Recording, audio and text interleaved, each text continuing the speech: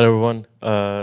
Nice to meet you. I'm Raza, head of growth at Scroll, and today I want to briefly talk about how money moves in an open economy. Scroll is a layer 2 ZK rollup, and we have a heavy focus on the global south. And where you might have been listening today about different types of stablecoins that have been rising, yield-bearing stablecoins. You've been seeing DeFi protocols that are utilizing these. We're very much like at the forefront of what stablecoins do, either in enabling or in terms of payments. And so diving into it, these are probably stats that you've seen before. Stablecoins have been taken off. I just saw the slide, the talk of the slide before this. I think we are almost at $250 billion market cap. And the Genius Act recently passed, which was a huge event, which essentially for a charter of stablecoins, USD-pegged stablecoins, will be treated as a dollar. We see a massive distribution and a massive growth. And essentially it means that the railways are here, the assets are here. And today what I want to show you is what in the Scroll ecosystem, how it's being utilized almost outside of the crypto bubble. And so this is essentially our vision. We want to make sure that we facilitate people functioning in an open economy.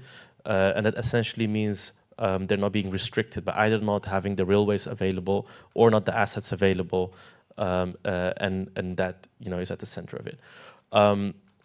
You could argue whether it is good or bad. Everything's very dollar-centric. It is a fact of life, and it is unfortunately, or depending on your view, the reality that we live in.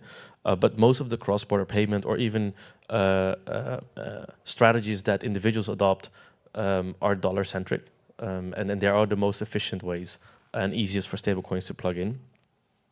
And so what is our role in the open economy?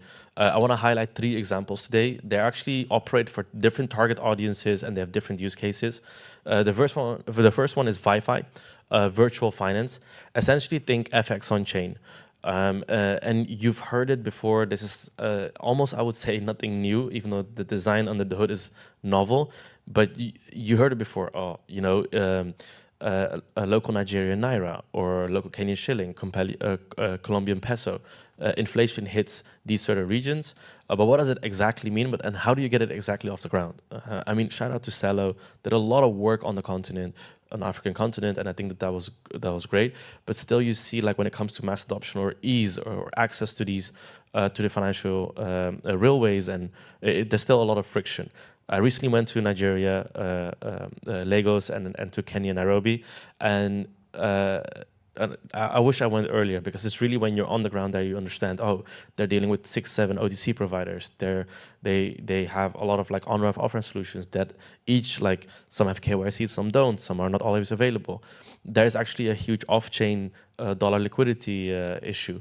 And so essentially what ViFi does is it allows to on-ramp, off-ramp in local stablecoins, and it allows capital to move more efficient, i.e., so just a practical example, if you are do business in Kenya and you need to have a partner, let's say in mainland China or Hong Kong, you actually use the dollar as a facilitator to swap between currencies, and sometimes it goes through like multiple banks.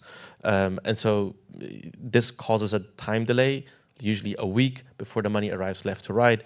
There are a lot of fees involved. We're not talking about 1 or 2%. This is obviously sometimes double-digit percentages. And also change of hand in currencies that are more often unwanted. And so what this does is essentially allows a more efficient swapping mechanism or route. So think Kenyan shilling directly to Hong Kong stablecoin dollar or RMB, so the Chinese yuan. And you don't need to like go through the dollar. Also, it means that you hold enough of the currency that you need or want. It's not just getting too much exposure. Sometimes it's also having too little. And what does that mean? If I have Nigerian naira and I need to pay the bill, but I don't have enough, it means that I need to go swap whatever dollars I have for Nigerian naira at a good or worse rate, but I have to go through the entire process again. So, and by the way, I don't think that this is a new use case. What is new or different is people doing the hard work. So ViFi is Tony and Varun on the ground. They talk to the local OTC desk, do all these integrations. They talk to the banks, Sterling Bank, Standard Investment Bank, and then they talk to the folks on the other side as well, being like, hey, we've got this platform, you can be onboarded, making sure that liquidity is there, but also folks have on-ramp, off-ramp solutions, the KYC, KYB, KYT are there. So really doing the boring work almost so that you have end-to-end flows and it can scale. And this is stablecoins are at the heart of it. Most noteworthy USDT. Project Mocha. I love talking about Project Mocha because it sounds like a hackathon project and it's everything but a hackathon project. You've seen this in 2022, people talking about, oh, we're gonna, you have had fractionalized NFTs that did for real estate. You had people saying, oh, we're gonna tokenize like all sorts of things. These guys are actually non-crypto people, completely outside of the industry. They come from a long lineage of farmers, and they were desperate of finding a new way to get into, to find solutions for funding. And so they're going about the right way. Essentially what they've built, the tech is actually a small part of it. They're so the Kenyan coffee bean industry, believe it or not, is shrinking year over year. And that's because the farmers are being pushed out, margins are very, very bad.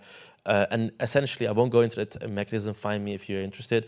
They're basically putting everything on chain and tokenizing the assets and the life cycle. And RWA had a huge problem, is that RWA was mainly being done like tokenizing gold or whatever, by people who don't understand gold, or tokenizing assets that they don't understand. They see it more as a way to pump the token and as opposed to like actually helping the industry. This is the reverse. These guys came to us. They actually were in the industry, and like we don't even know anything about smart contracts. We don't even know anything about like what a DEX is, but we know that this is a venue. And so they actually physically sell coffee beans. They whenever they call me, they call from like the farms, and it looks absolutely amazing. Doing the hard work, talking to the Farmers Association, and they have partnerships lined up. And so they're actually doing 6 figures in revenue right now. It's actually phenomenal, and they're able to have like profitable margins. And so we're backing them. Where again, Scroll is completely abstracted away. No one knows they're on Scroll, and that's how it's supposed to be. We're enabling them, but stablecoins at the heart. So having all the payment integrations, PSP, payment service providers integrated, OTC integrated. You have the on-ramp, off-ramp, the POS, the terminals where you pay everything end to end. And I think this is something that in crypto is always like everything's incrementally better, but having founders like this that think end to end is really refreshing. And then finally, I think this is our biggest client right now on Scroll. Right now we're I think at 2,000 KYC users, and this is I think we're only alive for a few weeks or close to a month, roughly 50 million in TVL, but we're gonna like double down on this with just ETHFI Cash. Again, Scroll abstracted away, but meant to power these use cases. What I love about ETHFI Cash is that, I think the space is maturing where, at a time, and there's still target audience for that. They're like, oh, I want 40, 50, 60%, 100% yield, and then I'm looking for strategies for that. Folks are actually now more or less saying, 10 or 15 or 20% love it, but they want to be more liquid. So if you have a yield-bearing stablecoin today, you have to stake it. It means you can't like do anything with it. It has to sit there, and often there are more incentives to like make sure that it's sticky and it sticks around, let's say, in that ecosystem. This essentially gives the same user flow where you have a vault, you can deposit it there, you get yield, but you also get a credit card slapped against it. So it basically means you get to spend it when you want. Most stablecoin users, the behavior that we're seeing, want to make sure that stablecoins works for them, but in case you want to use them, you get to use them. And then redefining incentives. I think most incentives are geared towards bootstrapping users, often in the form of farmers, or sometimes bootstrapping liquidity to get like a growth flywheel going. We've bootstrap incentives here in a more traditional way. So this is not, it's almost like I would not position it as a crypto product. It's a credit card, and you get incentive, you get cashback. Period. But the cashback is on chain, and the card is on chain, and the transactions are on chain. And so, but the user experience is very like, I think we've been getting great feedback. Obviously, always improvements, but it's just an app. Download on your phone. It's just like you can load it in Apple Pay. It's not like I'm instructing you to load it in a certain. No, it's the user behavior you're used to. it's the quality of payments you're used to. It's just on chain. Yeah, very proud as Scroll that we're powering this with our ZK chain. Obviously, security and ZK is the bread and butter. Yeah, those are the three use cases and very different target audiences where we see like actually stablecoins, different kinds of stablecoins are actually powering what stablecoins were meant to do, and it's all about purpose. So I think that it's a overused word, utility, but yeah, doubling down on utility, doubling down on what programmable money and finance can do.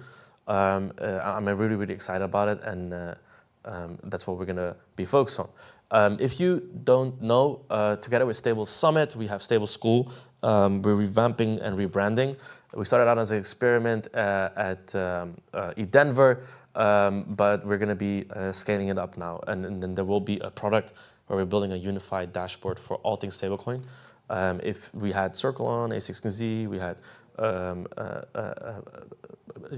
Dragonfly on the podcast, and we basically tap into the bright minds in this industry and ask them, hey, what do you think, or what are you working on?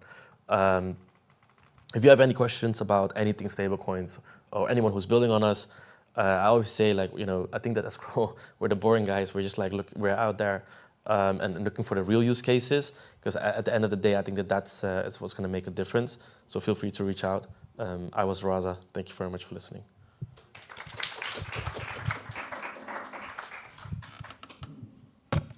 If someone has questions, we got time. Okay, thank you.